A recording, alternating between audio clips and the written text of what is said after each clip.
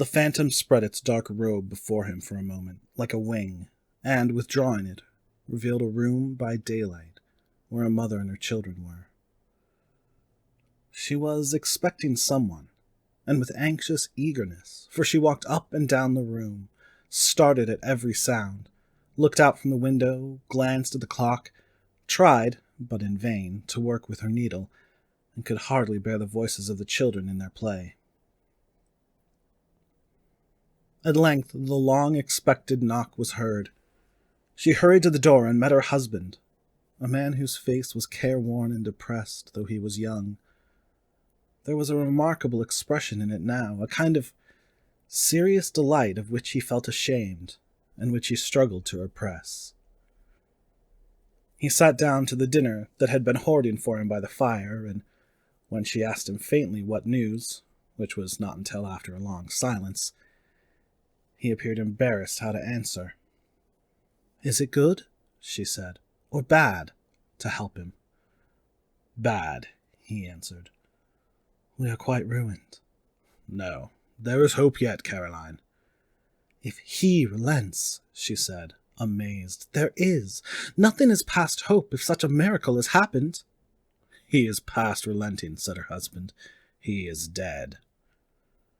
She was a mild and patient creature if her face spoke truth, but she was thankful in her soul to hear it, and she said so with clasped hands. She prayed forgiveness the next moment, and was sorry, but the first was the emotion of her heart. "What the half-drunken woman whom I told you of last night said to me, when I tried to see him and obtain a week's delay, and what I thought was a mere excuse to avoid me turns out to have been quite true. He was not only very ill, but dying then." "To whom will our debt be transferred?" "I don't know. But before that time we shall be ready with the money, and even though we were not, it would be a bad fortune indeed to find so merciless a creditor in his successor. We may sleep tonight with light hearts, Caroline." Yes. Soften it as they would, their hearts were lighter. The children's faces, hushed and clustered round to hear what they so little understood, were brighter, and it was a happier house for this man's death. The only emotion that the ghost could show him, caused by the event, was one of pleasure.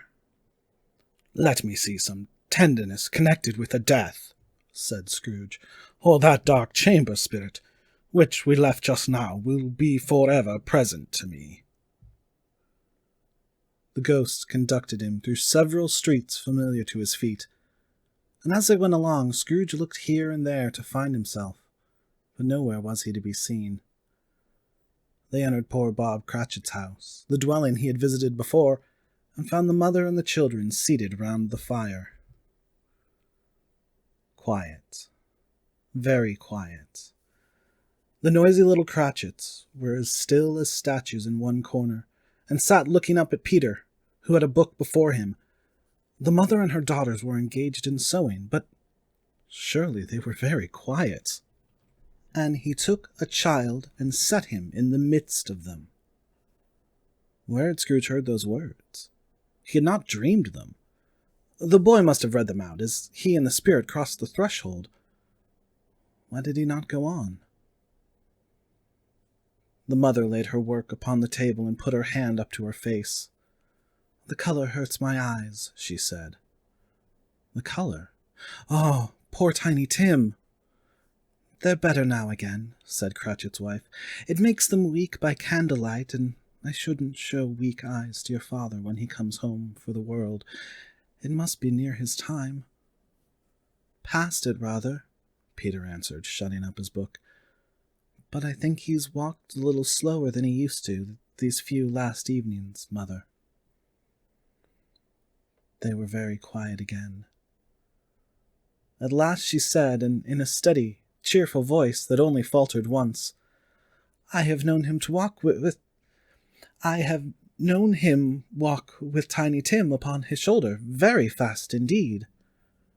"And so have I," cried Peter, "often." "And so have I," exclaimed another. So had all. "But he was very light to carry," she resumed, intent upon her work, "and his father loved him so that it was no trouble. No trouble. And there is your father at the door."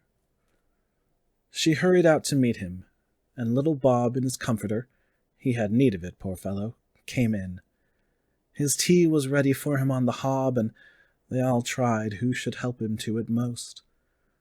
Then the 2 young Cratchits got up upon his knees and laid, each child, a little cheek against his face, as if they said, "Don't mind it, father, don't be grieved." Bob was very cheerful with them, and spoke pleasantly to all the family.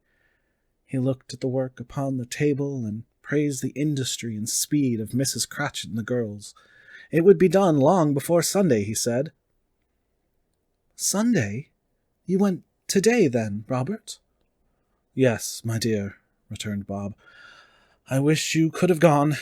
It would have done you good to see how green a place it is, but you'll see it often. I promised him that I would walk there on a Sunday." "My little child," cried Bob. "My little child!" He broke down all at once. He couldn't help it. If he could have helped it, he and his child would have been farther apart perhaps than they were. He left the room and went upstairs into the room above, which was lighted cheerfully and hung with Christmas. There was a chair set close beside the child, and there were signs of someone having been there lately. Poor Bob sat down in it, and when he had thought a little and composed himself, he kissed the little face. He was reconciled to what had happened, and went down again, quite happy.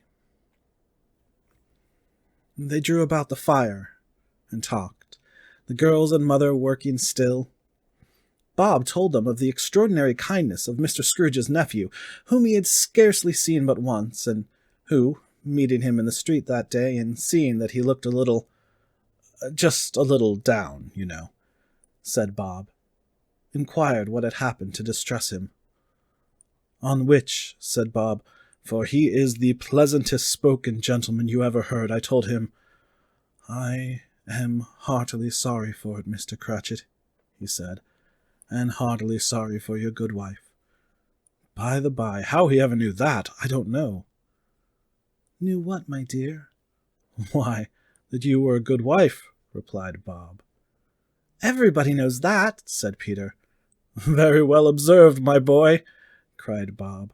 "I hope they do." "Heartily sorry," he said, "for your good wife. If I can be of service to you in any way," he said, giving me his card, "that's where I live. Pray come to me." "Now, it wasn't," cried Bob, "for the sake of anything he might be able to do for us, so much as for his kind way, that this was quite delightful." It really seemed as if he had known our Tiny Tim and felt with us. "I'm sure he's a good soul," said Mrs. Cratchit. "You would be sure of it, my dear," returned Bob, "if you saw and spoke to him. I shouldn't be at all surprised. Mark what I say, if he got Peter a better situation." "Only hear that, Peter," said Mrs. Cratchit.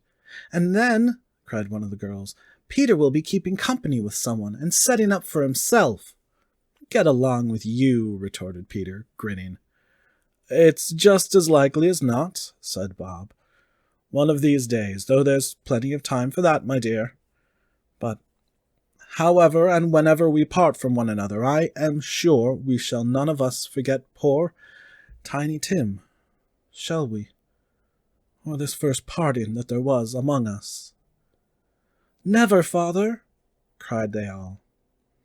"And I know," said Bob, "I know, my dears, that when we recollect how patient and how mild he was, although he was a little child, we shall not quarrel easily among ourselves, and forget poor Tiny Tim in doing it." "No, never, father!" they all cried again. "I am very, very happy," said little Bob. "I am very happy." Mrs. Cratchit kissed him. His daughters kissed him. The 2 young Cratchits kissed him, and Peter and himself shook hands. "Spirit of Tiny Tim, thy childish essence was from God,"